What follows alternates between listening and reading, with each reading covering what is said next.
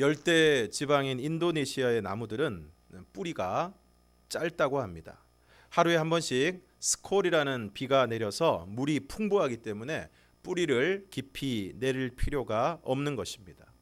그래서 열대 지방의 나무들은 뿌리가 옆으로 많이 뻗어가지만 깊이 내리지는 않는다는 것입니다.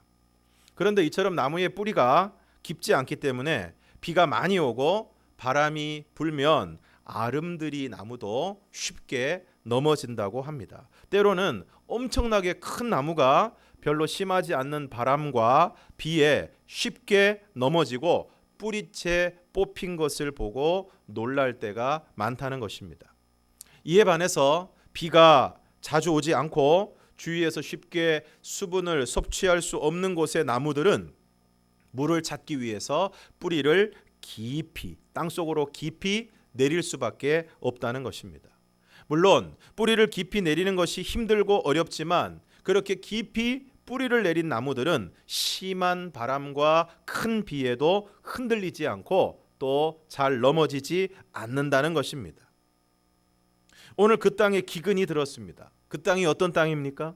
여호와께서 아브라함에게 너의 고향과 친척과 아버지의 집을 떠나 내가 내게 보여줄 땅으로 가라 하신 바로 그 땅입니다. 내가 너로 큰 민족을 이루고 내게 복을 주어 내 이름을 창대하게 하리니 너는 복이 될지라. 너를 축복하는 자에게는 내가 복을 내리고 너를 저주하는 자에게는 내가 저주하리니 땅의 모든 족속이 너로 말미암아 복을 얻을 것이라 하신 바로 그 땅입니다. 하나님께서 가라고 하신 땅이고 복을 주시겠다고 하신 약속의 땅입니다. 일제강점기 이상화 시인은 빼앗긴 들에도 봄은 오는가 라고 했는데 오늘 본문을 보면서 우리는 이렇게 질문하지 않을 수 없습니다. 약속의 땅에도 기근이 오는가? 대답은 약속의 땅에 기근이 왔습니다. 오늘 그 땅에 기근이 들었습니다. 그러면 왜 약속의 땅에 기근이 온 것입니까? 그것은 아브라함의 믿음을 단단하게 하시기 위해서, 아브라함의 믿음이 뿌리가 깊은 믿음이 되게 하시기 위해서입니다. 그것은 기근이라는 환경 가운데서 환경에 휘둘리는 삶이 아니라 그 환경 가운데서 더욱 하나님을 의지하는 믿음의 사람이 되기를 원하시는 하나님의 뜻이 있는 것입니다. 그런데 오늘 우리가 흔히 믿음의 조상이라고 부르는 아브라함의 선택은 무척이나 실망스러운 것입니다. 본문 10절 말씀을 우리가 함께 읽겠습니다. 10절 시작. 그 땅에 기근이 들었으므로 아브라함이 애굽에 거류하려고 그리로 내려갔으니 이는 그 땅에 기근이 심하였음이라. 그 땅에 기근이 들었을 때 아브라함의 선택은 무엇입니까? 애굽으로 내려가는 것입니다. 그러면 애굽으로 내려간다는 것은 무엇을 의미하는 것입니까? 그것은 바로 환경을 따라 움직이는 것입니다. 지난 시간에 여호와께서 아브라함에게 너는 너의 고향과 친척과 아버지의 집을 떠나 내가 내게 보여줄 땅으로 가라 말씀하셨고, 그래서 아브라함이 어떻게 했습니까? 우리 12장 4절과 5절을 함께 읽겠습니다. 4절 5절 시작. 이에 아브라함이 여호와의 말씀을 따라갔고 롯도 그와 함께 갔으며 아브라함이 하란을 떠날 때에 75세였더라. 아브라함이 그의 아내 사레와 조카 롯과 하란에서 모은 모든 소유와 얻은 사람들을 이끌고 가나안 땅으로 가려고 떠나서 마침내 가나안 땅에 들어갔더라. 여기서 중요한 것은 아브라함이 여호와의 말씀을 따라갔다는 것입니다. 아브라함이 고향과 친척과 아버지의 집을 떠나 내가 내게 보여줄 땅으로 가라고 하셨을 때 그때 아브라함은 여호와의 말씀을 따라갔다는 것입니다. 그런데 아브라함이 애굽으로 내려갈 때는 하나님이 말씀하신 것이 없습니다. 아브라함이 제단을 쌓았다는 말도 없고 기도했다는 말도 없습니다. 다만 그 땅에 기근이 들었으므로 아브라함이 애굽에 내려갔다는 것입니다. 이것은 아주 중요한 것입니다. 그러니까 아브라함이 고향을 떠나 가나안 땅에 들어갈 때에는 철저히 여호와의 말씀을 따라 움직인 것입니다. 오직 여호와의 말씀을 따라 모든 것이 안정되어 있고 평안한 고향 땅을 떠나 낯설고 물서른 가나안 땅에 들어간 것입니다. 그런데 오늘 애굽으로 내려가는 아브라함의 선택과 결정에는 하나님의 요소가 없습니다. 기도도 없고 고민도 없고 말씀도 없습니다. 그냥 기근이 들었기 때문에, 그 기근이 심했기 때문에 애굽으로 내려갔다는 것입니다. 사랑하는 성도 여러분, 오늘 여러분의 선택은 어떻습니까? 오늘 여러분의 결정은 어떤 것입니까? 오늘 여러분의 선택이 아브라함이 고향을 떠나 가나안 땅에 들어갈 때와 같은 것입니까? 아니면 기근 때문에 애굽으로 내려간 것과 같은 결정입니까? 오늘 여러분은 여호와의 말씀을 따라가고 있습니까? 아니면 환경과 형편을 따라가고 있습니까? 그런데 아브라함이 환경을 따라 애굽으로 내려가게 되었을 때 어떤 일이 일어나게 됩니까? 본문 11절에서 13절을 함께 읽겠습니다. 시작. 그가 애굽에 가까이 이르렀을 때에 그의 아내 사레에게 말하되 내가 알기에 그대는 아리따운 여인이라 애굽 사람이 그대를 볼 때에 이르기를 이는 그의 아내라 하여 나는 죽이고 그대는 살리리니 원하건대 그대는 나의 누이라 하라. 그러면 내가 그대로 말미암아 안전하고 내 목숨이 그대로 말미암아 보존되리라 하니라. 애굽에 가까이 이르게 되었을 때 아브라함이 그의 아내 사레에게 말합니다. 그대는 아리따운 여인이라. 애굽 사람이 그대를 볼 때에 이는 그의 아내라. 나는 죽이고 그대는 살리리니 원하건대 그대는 나의 누이라 하라. 그러면 내가 그대로 말미암아 안전하고 내 목숨이 그대로 말미암아 보존되리라. 지금 아브라함이 뭐라고 하는 것입니까? 자신의 아내에게 애굽에 가서 거기 사람들이 물으면 아내라고 하지 말고 누이라고 해라. 누이라고 해라. 만약 제가 오늘 집에 가서 저희 집사람에게 여보 오늘부터 동네 사람들이 묻거든 어디 가서 내 아내라고 하지 말고 누이라고 해라. 사실 누님이 맞기도 하지만 하여간 누이라고 하라고 한다면 여러분 어떻겠습니까? 지금 아브라함이 왜 이러는 것입니까? 두려운 것입니다. 왜 두려운 것입니까? 말씀을 따라가지 않고 환경을 따라가니까 두려운 것입니다. 하나님을 믿는 믿음에서 떠나게 되니까 두려운 것입니다. 잠언 29장 25절을 우리가 함께 읽겠습니다. 시작. 사람을 두려워하면 올무에 걸리게 되거니와 여호와를 의지하는 자는 안전하리라. 그러니까 하나님에 대한 믿음으로 하나님의 말씀을 따라 하나님이 가라고 하시는 땅에 갈 때에는 그의 아내와 조카와 하란에서 모든 소유와 얻은 사람들을 이끌고 그 땅이 낯설고 물설고 한 번도 가보지 않은 땅이었음에도 불구하고 담대하게 가나안 땅에 들어갔습니다. 가나안 땅에 들어갈 때 아내에게 거기 가면 나를 남편이라고 하지 말고 내 동생이라고 얘기해라. 그런 얘기가 한마디도 없습니다. 그런데 지금은 그냥 그 땅에 기근이 들어서 하나님에게 묻지도 않고 하나님이 말씀하지 않으셨음에도 불구하고 애굽에 내려간 지금은 모든 것이 두려운 것입니다. 이처럼 하나님을 두려워하는 사람은 하나님 이외의 그 어떤 것도 두려움이 없지만 하나님에 대한 두려움 혹은 믿음이 없는 사람은 모든 것이 두려운 것입니다. 그래서 아내가 아름다운 것도 부담스럽고 예쁜 아내 때문에 내가 죽지 않을까 두려운 것입니다. 그래서 아내에게 애굽에 가면 아내라고 하지 말고 누이라고 해라. 이처럼 믿음 없는 선택을 하게 될 때 모든 것이 두려워지고 그 두려움이 그 사람을 형편없는 자리로 끌고 가는 것입니다. 그리고 아브라함의 불안한 예감은 현실이 됩니다. 본문 14절에서 16절을 함께 읽겠습니다. 시작. 아브라함이 애굽에 이르렀을 때에 애굽 사람들이 그 여인이 심히 아리따움을 보았고 바로의 고관들도 그를 보고 바로 앞에서 칭찬하므로 그 여인을 바로의 궁으로 이끌어 들인지라. 이에 바로가 그로 말미암아 아브라함을 후대함으로 아브라함이 양과 소와 노비와 암수 나귀와 낙타를 얻었더라. 아브라함이 애굽에 이르렀을 때에 애굽 사람들이 그 여인 바로 아브라함의 아내 사레가 심히 아리따움을 보았습니다.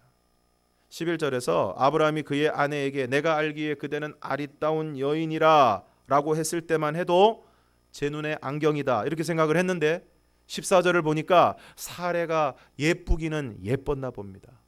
애굽 사람들이 사레가 심히 그냥 대충 아름다운 것이 아니고 심하게 아리따웠다.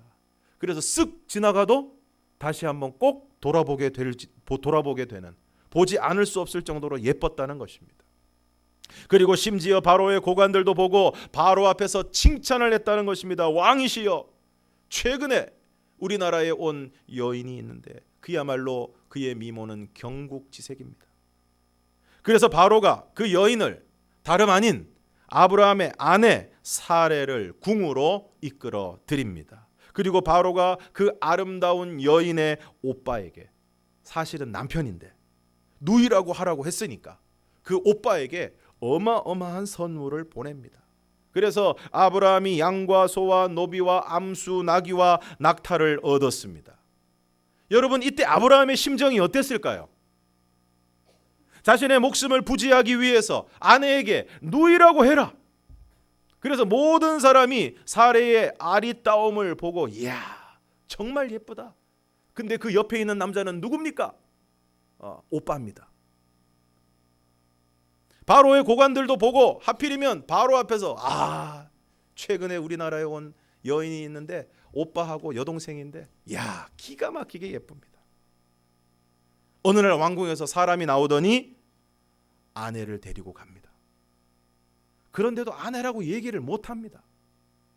그리고 잠시 후 양과 소와 노비와 암수 나귀와 낙타를 얻었습니다. 아브라함이 어땠을까요? 비록 아내는 데려갔지만 그래도 양도 생기고 소도 생기고 노비도 생기고 암수 나귀와 낙타를 얻었으니 할렐루야. 그러면 제정신이 아닙니다. 지금 아브라함은 그 땅에 기근이 들어서 애굽으로 내려왔고 애굽으로 내려가다 생각해 보니까 아내가 예쁜데 애굽 사람들이 예쁜 아내를 보고 그 아내를 빼앗으려고 나를 죽이면 어떡하나? 그러니까 누이라고 하자.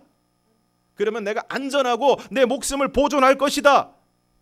그런데 여러분 그 거짓말의 결과로 소중한 아내를 잃어버렸습니다. 그러므로 하나님의 말씀을 따르지 않고 환경을 따라 자신의 안전과 목숨을 추구하는 삶은 오히려 가장 소중한 것을 잃어버리는 안타까운 삶으로 귀결되는 것입니다. 돈과 명예를 위해 가정을 소홀히 하는 삶이 그러하고 세상의 것들을 추구하느라 자신의 영혼을 돌아보지 않고 내세를 준비하지 않는 삶이 그러합니다. 아마도 아브라함은 자신이 받은 소와 양이 갑자기 낯선 집에 끌려와서 울고 있을 때 그들과 함께 울었을 것입니다. 아내를 잃어버렸는데 양과 소와 노비가 무슨 소용이란 말입니까? 그러므로 말씀을 따르지 않고 환경과 형편을 따라 자신만을 추구하는 삶은 결국 망하게 되는 것입니다. 그런데 바로 그때 여호와께서 개입하십니다. 17절을 우리가 함께 읽겠습니다. 17절 시작. 여호와께서 아브라함의 아내 사레의 일로 바로와 그 집에 큰 재앙을 내리신지라. 묻지도 않고 하나님이 한 말씀도 하지 않으셨는데 자기 마음대로 애굽으로 내려가고 아내를 누이라고 했다가 바로가 아내를 궁으로 데리고 가버리고 집에서 울고 있는 아브라함의 못난 삶에 하나님께서 묻지도 않고 따지지도 않고 개입하십니다. 그래서 아브라함의 아내 사레의 일로 바로와 그 집에 큰 재앙을 내리십니다. 왜 이렇게 하십니까? 아브라함이 잘나서? 지금 아브라함은 더 이상 못날래야 못날 수가 없는 상황입니다. 자기 죽을까봐 아내를 누이라고 했다가 아내를 빼앗긴 상황이니 두 말이 필요하지 않습니다. 그럼에도 불구하고 하나님이 택하시고 부르신 아브라함의 못나디 못난 삶에 여호와 하나님께서는 개입하십니다. 18절에서 20절을 함께 읽겠습니다. 시작. 바로가 아브라함을 불러서 이르되 내가 어찌하여 나에게 이렇게 행하였느냐? 내가 어찌하여 그를 내 아내라고 내게 말하지 아니하였느냐? 내가 어찌 그를 누이라 하여 내가 그를 데려다가 아내를 삼게 하였느냐? 내 아내가 여기 있으니 이제 데려가라 하고 바로가 사람들에게 그의 일을 명하매 그들이 그와 함께 그의 아내와 그의 모든 소유를 보내었더라. 바로가 아니 동생이라고 해서 자기 궁으로 데리고 왔는데 생각지도 못하게 자신과 자신의 집에 엄청난 재앙이 임하게 되었습니다. 기가 막혀서 알아보니까 알고 봤더니 오빠가 아니고 남편이었다. 데리고 온 이 여자가 여동생이 아니고 남의 남편이 있는 유부녀였다. 화가 나서 아브라함을 불러서 이야기합니다. 네가 어찌하여 나에게 이렇게 행하였느냐? 이런 대목 읽을 때는 우리도 감정을 넣어서 어찌하여의 방점을 두고 읽어야 됩니다. 내가 어찌하여 나에게 이렇게 행하였느냐? 내가 어찌하여 그를 내 아내라고 내게 말하지 아니하였느냐? 내가 어찌 그를 누이라 하여 내가 그를 데려다가 아내를 삼게 하였느냐? 내 아내가 여기 있으니 이제 데려가라. 바로가 지금 아브라함에게 아무리 책망을 해도 화를 내도 아브라함은 할 말이 없습니다. 그야말로 유구무원입니다.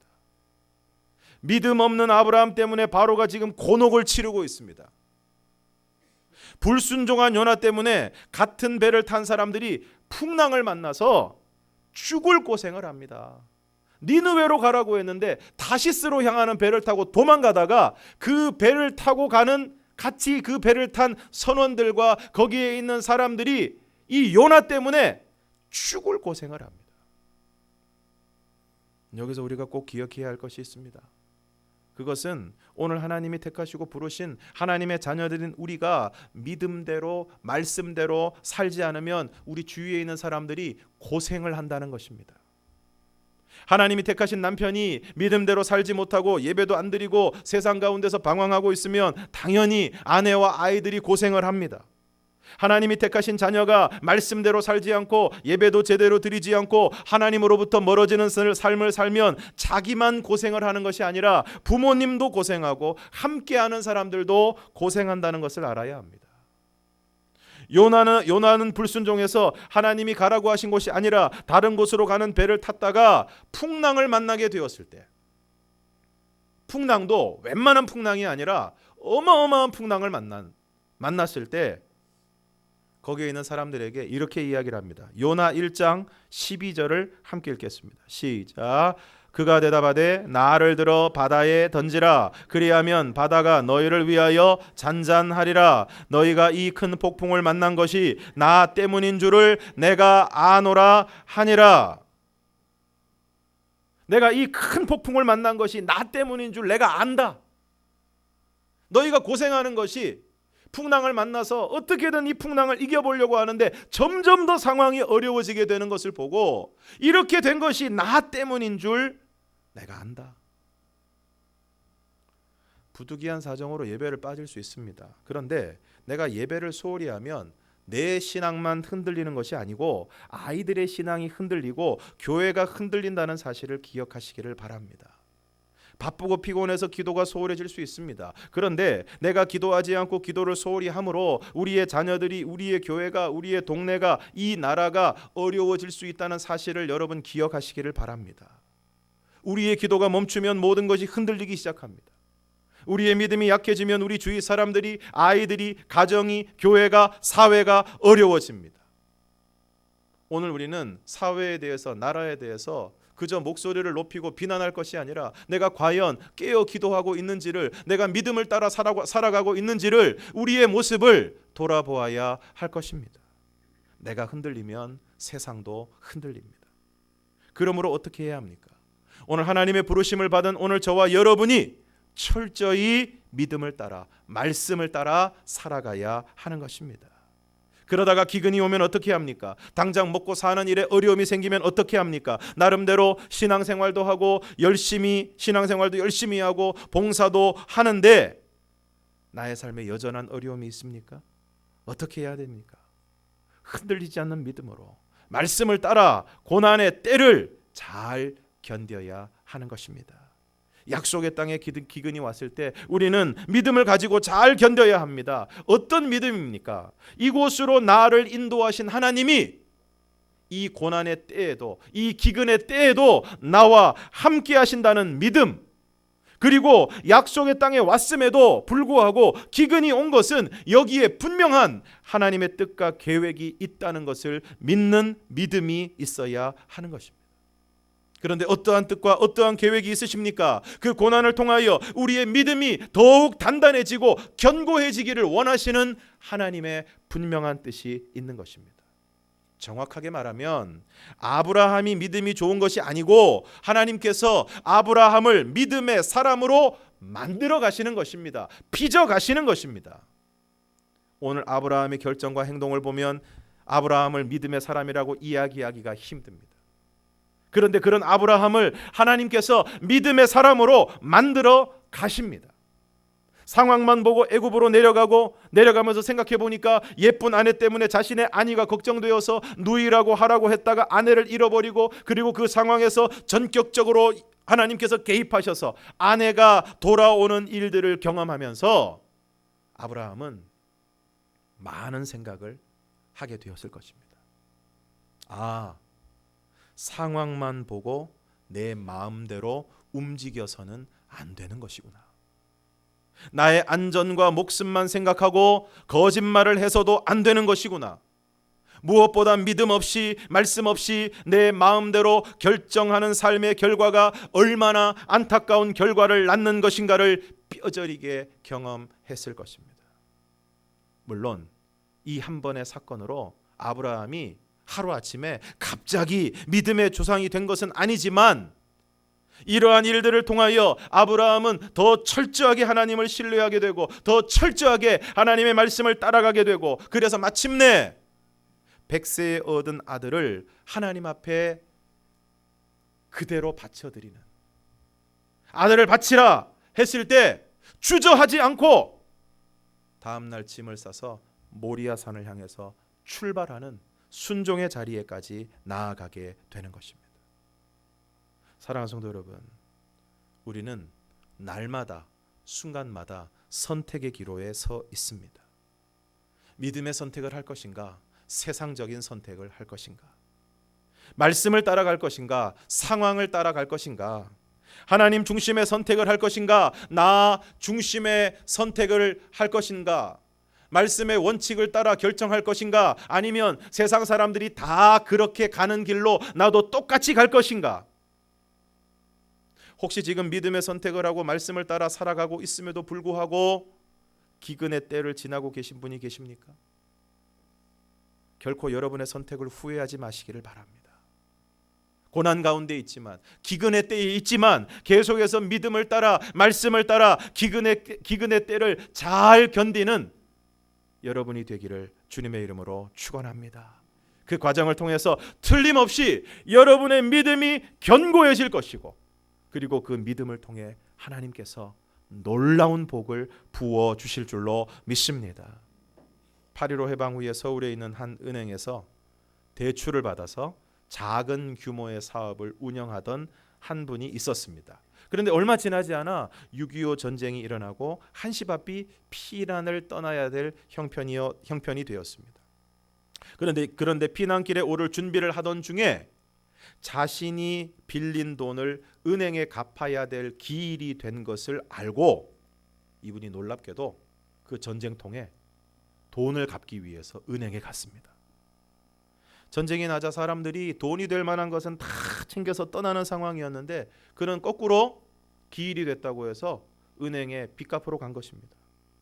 은행에 찾아가서 여기 빌린 돈 갚으러 왔습니다. 그랬더니 그 은행 직원이 깜짝 놀라는 것입니다. 그리고 매우 난처한 표정으로 이야기를 합니다. 지금 정말 빌린 돈을 갚으시겠다는 겁니까? 전쟁통에 대출 장부가 어디 있는지도 모릅니다. 장부의 일부는 부산으로 내려갔고 일부는 분실됐습니다. 또 대부분 돈을 빌린 사람들 대부분이 돈을 갚지 않아도 된다고 생각하는 마당에 그래도 갚으시겠습니까? 은행 직원의 말에 이분이 잠시 어떻게 할지 망설였습니다. 사실 지금 이 돈을 은행 직원에게 준다고 해서 그야말로 전쟁통에 그 돈을 은행 직원이 자기 주머니에 넣지 않는다는 보장이 없습니다. 그런데 이분은 여러 생각 끝에 돈을 갚기로 결심하고 은행 직원에게 돈이 든 가방을 건네고 영수증에 도장을 찍어달라고 했습니다. 결국 이 은행 직원은 이분의 뜻에 따라서 돈을 받고 자신의 인감 도장이 찍힌 영수증을 건네주었습니다. 전쟁이 끝나고 이분은 가족들을 데리고 제주도에서 군납 사업을 시작했습니다. 신선한 생선을 공급하는 일을 맡게 되어서 갈수록 물량이 많아지게 되자 그는 원양 어선을 구입해야 되겠다고 마음을 먹었습니다. 그러나 수중에 돈이나 담보물이 전혀 없어서 자신의 능력만으로는 도저히 배를 구입할 수가 없었습니다. 이분은 사업 자금을 마련하기 위해서 부산에 있는 은행을 찾아가서 융자를 신청했습니다. 그러나 은행에서는 전쟁이 막 끝난 후라 모든 것이 불확실한 상황에서 대출은 위험하다라고 판단해서 그의 요청을 거절했습니다. 대출받기를 포기하고 은행 문을 나서려다가 문득 그 전쟁 중 피난길에서 서울에서 갚은 빚이 잘 처리되었는지 궁금했습니다. 발길을 돌려서 예전에 받은 영수증을 은행 직원에게 보여주었습니다. 그리고 이 한 장의 영수증이 모든 상황을 바꾸어 놓았습니다. 영수증을 본 그 은행 직원은 깜짝 놀라 소리칩니다. 아, 바로 당신이었군요. 피난 중에 빚을 갚은 사람이 있다고 전해 들었을 때 세상에 이런 사람도 있구나 생각했습니다. 당신의 정직함은 은행가의 전설처럼 회자되고 있습니다.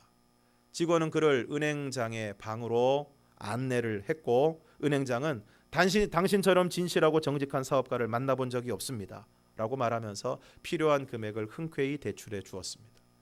이분은 대출받은 사업 자금과 은행권의 신용을 바탕으로 성공적인 사업을 펼쳐 나갔습니다. 이분이 바로 유리를 세계시장에 수출한 한국 유리 설립자 최태섭 장로님이십니다. 지금도 세상은 상황에 따라 자기 중심적으로 돌아가고 있습니다. 아브라함이 그랬던 것처럼 자신의 안위와 이익을 위해서라면 거짓말과 부정도 서슴지 않는 세상입니다. 믿음이란 그러한 세상 가운데서 하나님을 믿고 말씀을 따라 살아가는 것입니다. 그래서 그렇게 살아가다가 때로 기근을 만나고 고난을 만난다고 해도 여전히 하나님을 신뢰하고 말씀을 따라 인내하고 견디는 것입니다. 그렇게 할 때 최고의 축복은 다름 아닌 내가 어떠한 상황에도 흔들리지 않는, 그리고 어떠한 상황에서도 하나님의 말씀에 순종하는 견고한 믿음의 사람이 되는 것입니다. 그러므로 오늘 저와 여러분이 기근의 때에도 온전히 하나님을 신뢰하고 철저히 말씀을 따라 순종하는 견고한 믿음의 사람이 되고 그와 같은 믿음의 사람에게 부어주시는 하나님의 놀라운 복이 우리 모두에게 임하게 되기를 주님의 이름으로 축원합니다. 기도하겠습니다.